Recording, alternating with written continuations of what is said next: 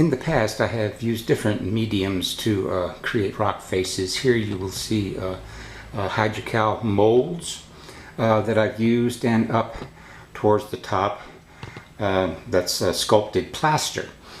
But while I was working on some concrete buttresses for my bridges using DAP's joint compound, I thought I might give it a try as a sculpting compound. So let's get to it. Here you can see one of the buttresses, which was made by putting in pieces of foam insulation and then covering them with the joint compound, then painting it a concrete color. Well, just to the left of this buttress, I want to have a rock face.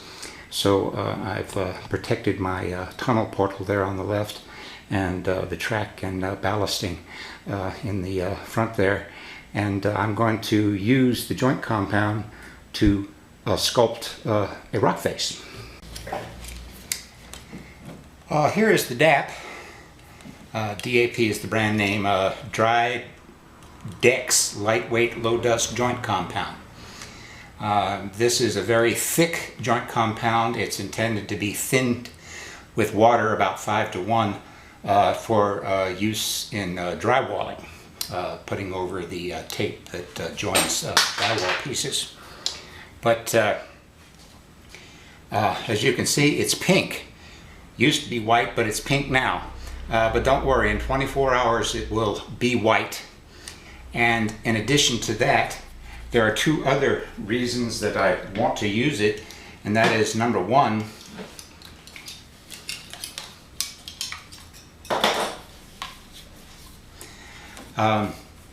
it's very thick. As you can see, it's very thick, and that means that it will hold the shape that you put up there, unlike a plaster, which you can't mix too thick because it will set up within minutes. This, when put on thickly and without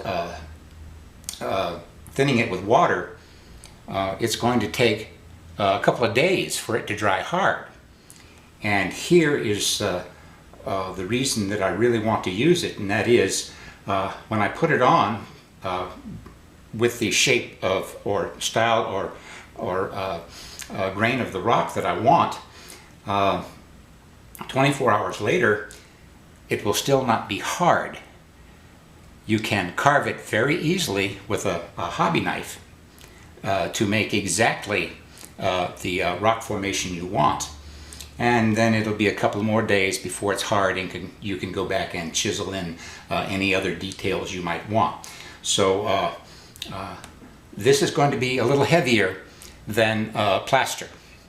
So if it works out and you want to use this, you have to remember that it's going to increase the weight of your layout if you have a portable one. So let's go ahead and try it.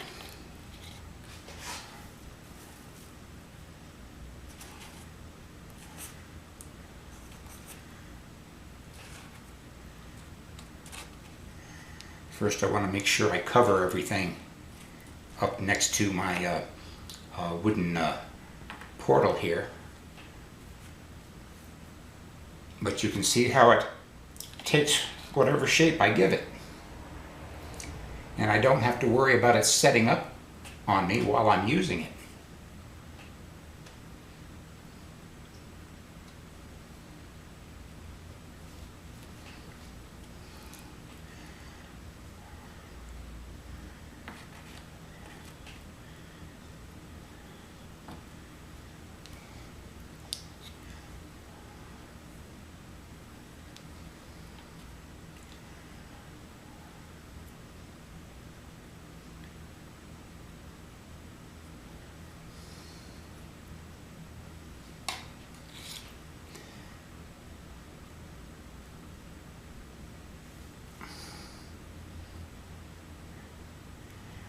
Okay, now that I have it up there,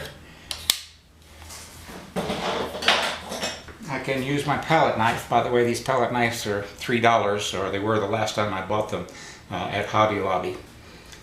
you can go in and make any adjustments you may want to make.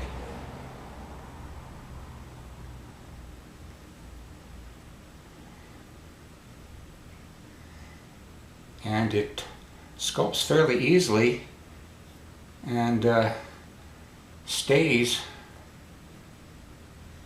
where I sculpted. Now, if I know in using this in the past, if you start getting more than say 3/8 of an inch on, you have to worry about the weight of the joint compound sagging.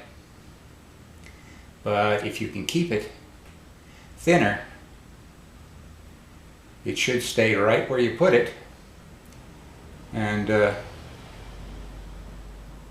you can actually do a lot of sculpting without worrying about it setting up on you the way it will if you're using plaster, which sets up so fast.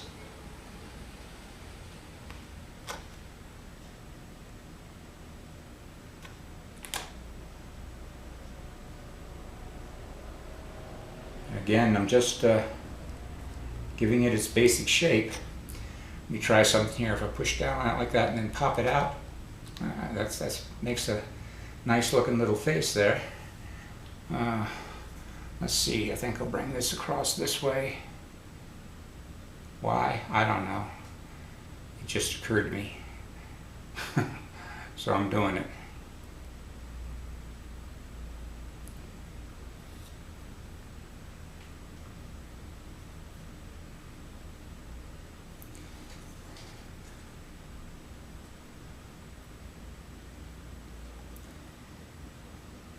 So I think this is looking pretty good. So I will come back and check that out in about 24 hours. It should be this color by then. This is a raw piece of this little buttress I made here. I have to fill in a couple of places there. But when I paint this color up here, we'll have concrete. And when I paint this, like I painted all of my other rocks with 3 different colors, it should look very much like what I want. And any additional shaping that might need to be done 24 hours from now, it won't be a matter of cutting and scraping and grinding. It's just a matter of taking that razor and running it through, because it will still be soft and give you some nice rock features. So I've already tried painting it in another area, and painting wise it's a little different than painting the plaster. It's a little different than painting the hydrocal, but it's not that different. So I will continue to wait for this to dry, and I'll be back when I'm ready to put the finishing touches on it. It's been almost 24 hours since I applied the joint compound. It's still vaguely a little pink over here in the thickest areas. It's a little more set up here where it's thin at the top. But still, when you get in, if you want to shape, you can see that I don't have to chisel it. It cuts very easily with the knife. So that I can shape and get the sharp edges that I want, and get away from the rounded putty-like look that the initial application of the joint compound gives. Okay? And so you can see how easy it is to carve. Now I have a sharp knife, and then I have this flat knife too. And this way I can get it a little smoother when I want to do it, because we can still shape it.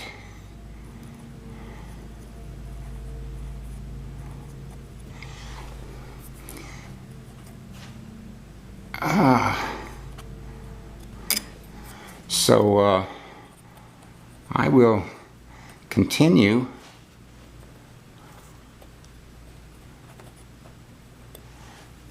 to cut my rocks, and then I will get back to you, show you what I've done on this small section. So I'll get to you then.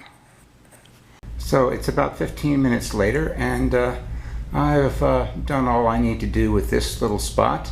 It'll need to set another 24 hours before it is hard enough to take the paint. You don't want to put the paint on it while it's still soft and can be easily cut. You want it to be hard so that it takes the paint better. So that's all we'll do to this spot, but I do want to show you one more thing.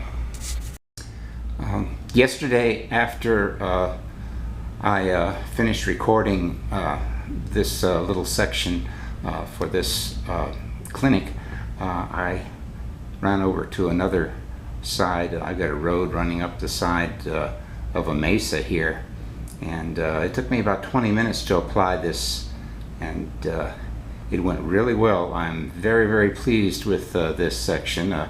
I'm going to go ahead and fix this up a little bit today. I don't think it needs a whole lot of work, and then tomorrow we can paint it all. I have discovered a problem with using the joint compound.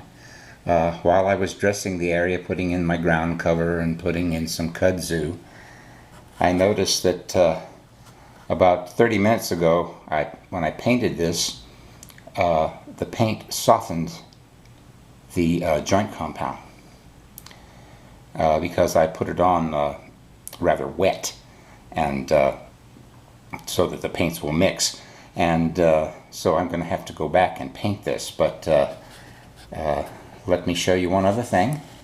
This section over here that was painted just a little while ago is probably wet too, but as long as you don't touch it, it'll be okay. Now before I finish this, I'll give you some idea of when the paint can be touched, so that you can work on areas around there without worrying about knocking your rocks to pieces. I really like the way this turned out, so I've continued it up my road in the back there. Haven't painted that yet. If you use a really wet paint like I do, you're going to need to let that paint dry for at least 24 hours. Not because the paint won't dry, but because you need to let the joint compound underneath dry again. And then after that, you can go ahead and work around it, and you won't have to worry about the white underneath showing through. So I like this particular medium for doing rock face. It's really fast, and carving is much simpler. But I hope you've learned something from this short clinic. I know I did.